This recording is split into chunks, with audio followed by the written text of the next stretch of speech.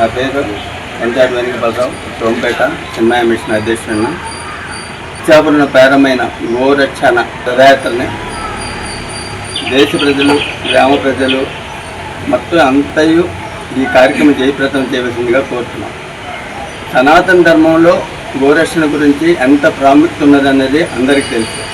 కానీ దినదినానికి ఈ గోరక్షణకు వచ్చేటప్పటికు అన్ని మతస్థులు గోవులను సంవరించి వాళ్ళు భోజనాలకు ఉపయోగిస్తున్నారు.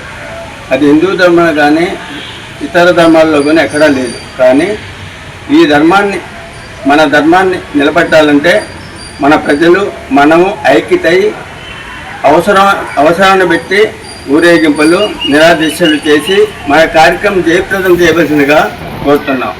ఇలాగే గ్రామాల్లో తిరిగి మీకు ప్రజల సహకారం ఉంటుంది, భగవంతుడి సహకారం కూడా ఉంటుందని నేను భగవంతుని కోరుతూ ఉన్నాను.